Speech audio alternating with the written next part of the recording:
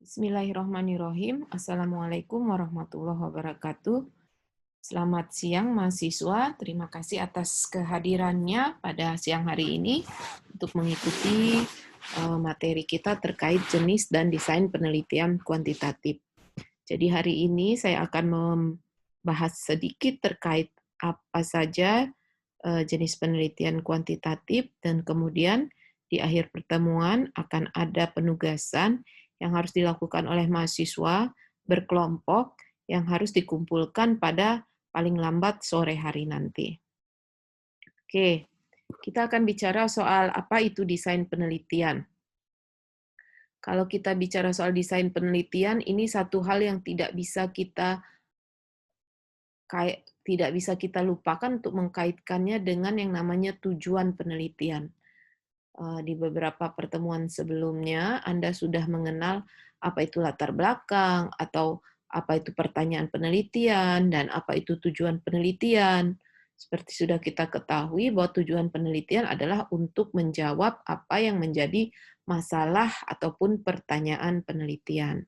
Nah, bagaimana cara menjawab ataupun mencapai tujuan, maka itu ditentukan dengan yang namanya desain penelitian. Sehingga desain penelitian itu menurut Nur Salam bisa dinyatakan sebagai suatu strategi untuk mencapai tujuan yang di mana desain penelitian ini menjadi pedoman bagi peneliti dalam melakukan proses penelitian.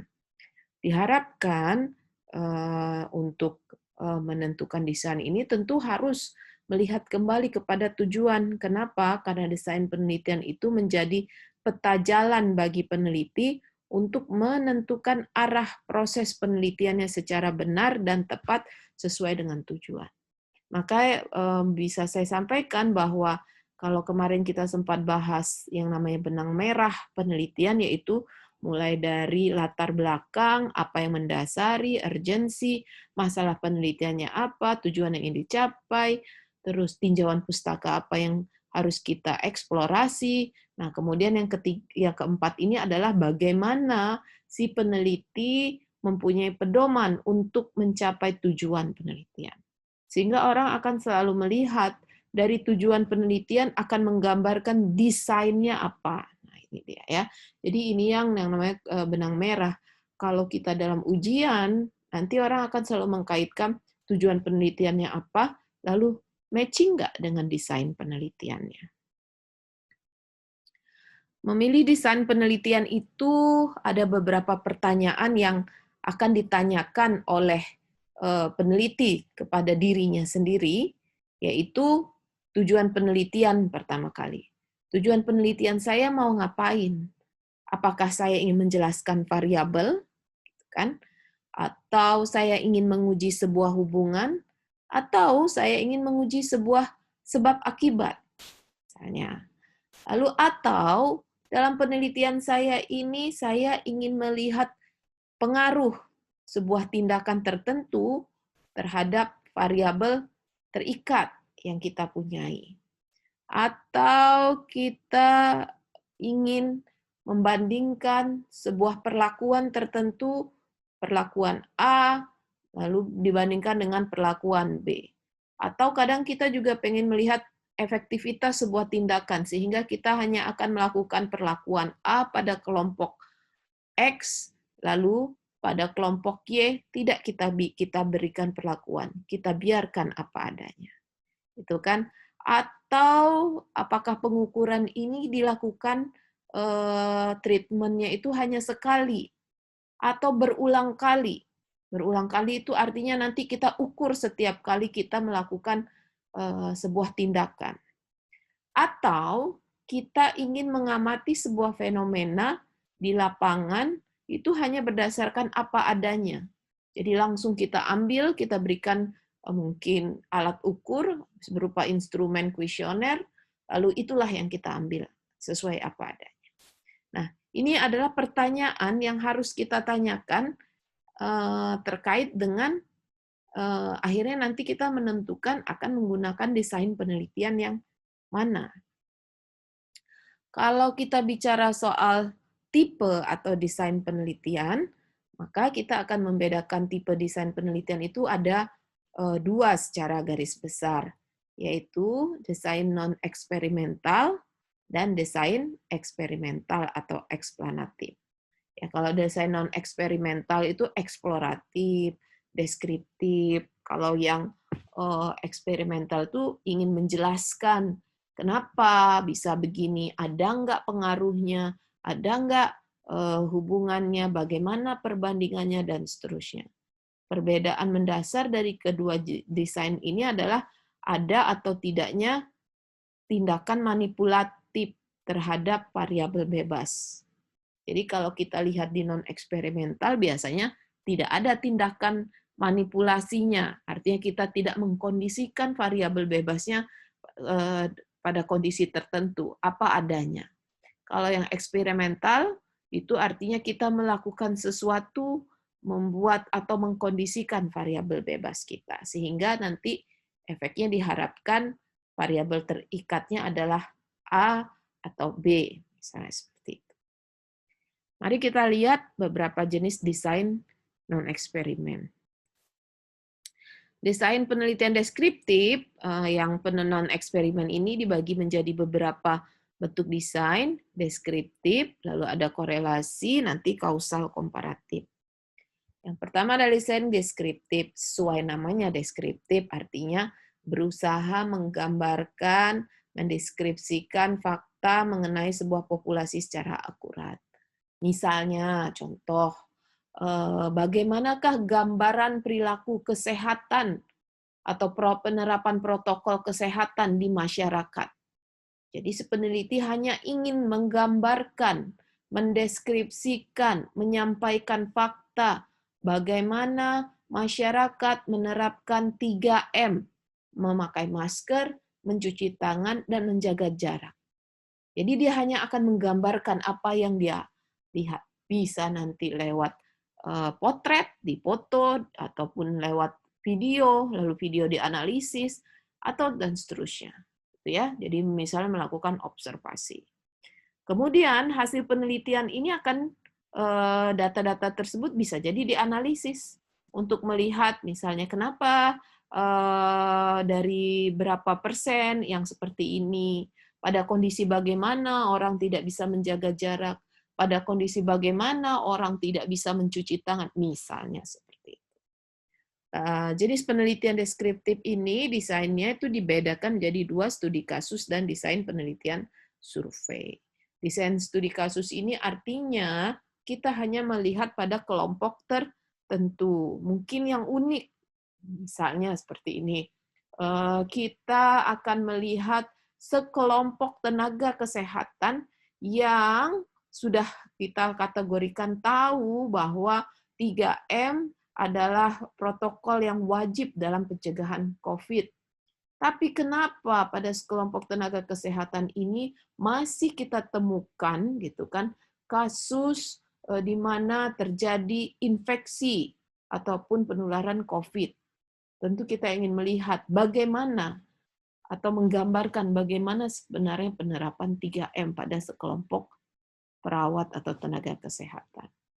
Lalu yang kedua penelitian survei. Kalau penelitian survei ini artinya sesuai dengan nama survei berarti dia mengambil dalam jumlah yang cukup besar.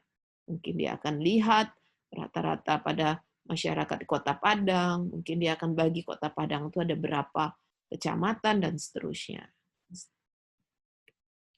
Lalu yang kedua dari penelitian non-eksperimen adalah penelitian korelasional. Penelitian korelasional ini seperti namanya, artinya mendeteksi sejauh mana variasi suatu faktor akan berkaitan dengan variasi pada satu atau lebih faktor lain berdasarkan koefisien korelasi.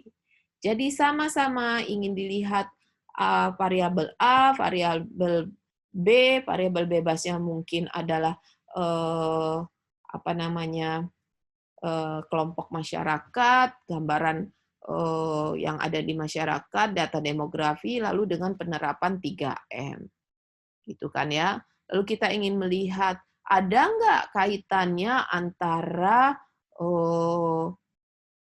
pekerjaannya, usia, lingkungan tempat tinggal dengan penerapan 3M di masyarakat. Nah, penelitian korelasi itu selalu minimal harus ada 2 variabel yang terlibat di dalamnya. Artinya akan ada variabel yang bisa dilakukan uji analisis untuk mengetahui hubungan atau korelasi di antara kedua variabel. Lalu penelitian yang ketiga adalah penelitian kausal komparatif. Penelitian kausal komparatif ini tujuannya adalah membandingkan variabel bebas dari beberapa kelompok subjek yang mendapat pengaruh yang berbeda dari variabel bebas. Jadi ini kita ingin melihat bagaimana ingin melihat bagaimana ada nggak kita lihat pengaruh dari keberadaan misalnya iklan-iklan yang ada dipasang di dekat rumah, spanduk itu mengingatkan kita terkait dengan 3M, gitu kan ya. Jadi ingin melihat beberapa variabel bebas, maksudnya melihat variabel bebas dari beberapa kelompok. Lalu kita akan lihat ada sekelompok pedagang kaki lima, lalu di sekelompok lagi adalah mungkin para mahasiswa. Nah, ini yang kita akan lihat. Ada nggak pengaruh antara tingkat pendidikan dengan pemahamannya terhadap penerapan 3M? Kausal komparatif. Mau melihat ada nggak pengaruh ataupun membandingkan variabel bebas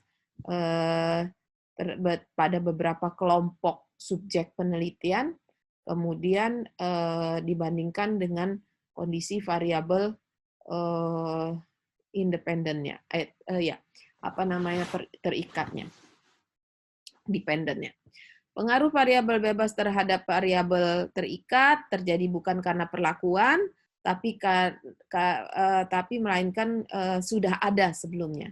Jadi ini yang sedikit membedakan dengan penelitian eksperimen. Nantinya kalau eksperimen itu seperti tadi kuncinya si peneliti melakukan manipulasi terhadap variabel bebas. Tapi kalau ini tidak, tapi dia hanya akan mengangkat variabel bebas tertentu pada beberapa kelompok, lalu ingin dilihat ada pengaruh atau tidaknya. Biasanya ini kita hanya akan mengambil apa adanya, tapi si peneliti spesifik ingin melihat item mana yang ingin dilihat, ada nggak pengaruhnya. Misalnya pengawasan dengan keberadaan si Satpol PP dengan pemakaian ini atau penerapan pemakaian masker. Lalu dilihat lagi sekelompok orang yang tidak ada Satpol PP, apakah tetap melakukan pemakaian masker dengan benar dan seterusnya. Seperti itu. Penelitian kausal komparatif ini biasa kita kenal dengan ada yang namanya penelitian cohort, yaitu dia mengikuti si subjek penelitian untuk beberapa waktu tertentu. Jadi misalnya dia ambil sekelompok orang yang dia akan lihat kalau ada Satpol PP bagaimana pengaruh pelaksanaannya. Untuk bukan hanya pada satu kali pengambilan, tapi untuk beberapa kali. Dia akan lihat apakah konsisten atau bagaimana. Yang kedua adalah penelitian kasus kontrol, case control. Ini adalah kita ingin melihat bagaimana kondisi yang ada sekarang, lalu kita tinjau balik ke belakang. Bagaimana proses seseorang bisa mencuci tangan dengan baik? Tentu kita akan lihat sekelompok orang diminta untuk melakukan cuci tangan. Lalu kita akan kaji ke belakang. Kenapa dia bisa baik? Oh, ternyata dia sering diingatkan dan seterusnya dan seterusnya. Seperti itu. Jadi pembedanya adalah kalau cohort itu adalah longitudinal, si peneliti akan mengikuti beberapa waktu tertentu. Kalau case control, si peneliti akan mengulas balik apa yang terjadi sebelumnya sehingga muncullah variabel dependen seperti ini. Lalu lalu desain yang berikutnya adalah desain eksperimen. Desain eksperimen ini seperti tadi artinya si peneliti melakukan manipulasi terhadap variabel bebas. Kita mengenal ada beberapa desain eksperimen, yaitu desain pra-eksperimen, quasi eksperimen, dan true eksperimen. Kita lihat dulu desain pra-eksperimen. Ini ada beberapa jenis, yaitu one-shot case study, dikenai subjek perlakuan tertentu, kemudian dilakukan pengukuran. Kemudian yang berikutnya adalah one group pre and post test design. Ini kita melakukan pengukuran pada sekelompok subjek penelitian, lalu diminta untuk melakukan tindakan tertentu, kemudian diukur kembali sebelum dan sesudah. Ini yang kita sering pakai one group pre or post test design. Kalau kita menggunakan dua kelompok, yang satu diberikan perlakuan, yang satu tidak, maka ini kita kenal dengan yang namanya two group with control design. Jadi atau kita sering kenalnya adalah static group design. Ada dua kelompok subjek penelitian, yang mana satu subjek penelitian diberikan perlakuan, satu subjek tidak diberikan perlakuan, dibiarkan apa adanya sebagai pengontrol. Nah, inilah bisa kita jadikan with two group with control design, artinya hanya satu kelompok yang dikenakan tindakan tertentu.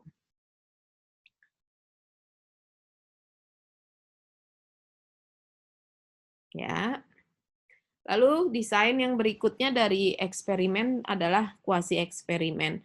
Ini yang paling sering kita laksanakan selain dari pra-eksperimen di dalam penelitian keperawatan adalah kuasi eksperimen, di mana pada kuasi eksperimen ini si peneliti mulai menentukan kriteria-kriteria tertentu, mengkondisikan bahwa yang menjadi subjek penelitiannya harus memenuhi kriteria-kriteria tertentu yang diatur oleh si peneliti.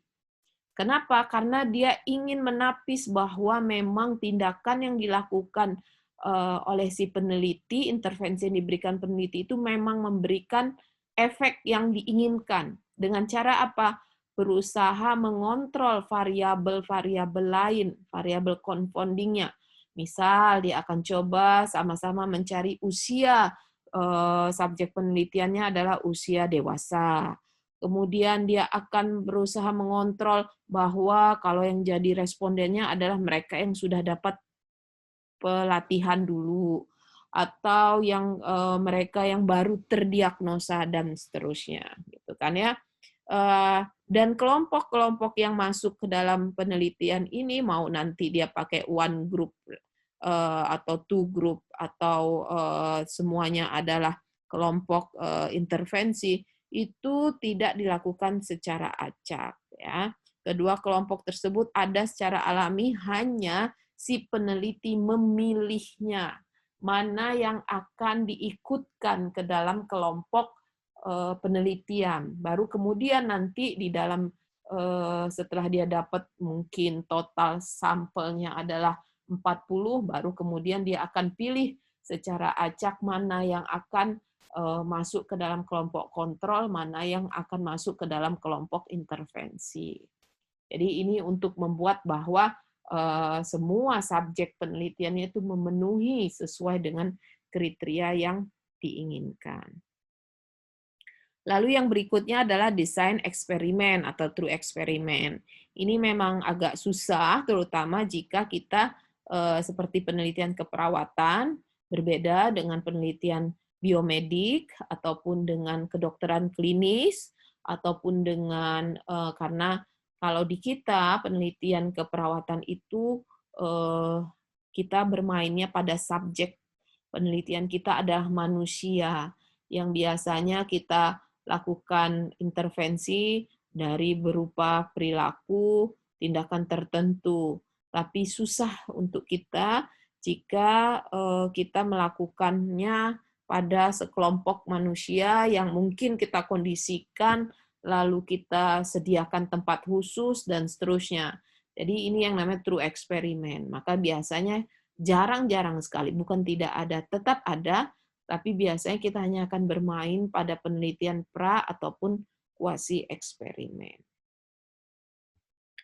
Ya, jadi ini adalah 3 jenis desain penelitian eksperimen, yaitu pasca tes dengan kelompok eksperimen dan kontrol yang diacak, lalu mungkin dikondisikan sekelompok masyarakat hidup ini diberikan intervensi, kemudian ketika pas post tes dia akan diambil secara acak, kita nggak tahu mana yang mendapatkan treatment atau yang tidak gitu kan. Lalu yang kedua adalah pra-tes dan pasca tes dengan kelompok eksperimen yang diacak gitu kan. Jadi pre-post kita hanya akan melakukan pre-post, tapi kita nggak tahu apakah dia kelompok kontrol atau intervensi. Pokoknya semua diambil pre dan diambil postnya, atau merupakan gabungan yang kedua. Jadi artinya pada kelompok eksperimen, through eksperimen, subjek penelitian itu berada pada suatu situasi tertentu yang si peneliti mengkondisikan sehingga mereka tidak tahu apakah dia kelompok kontrol atau kelompok eksperimen. Misalnya dengan placebo pemberian vaksin.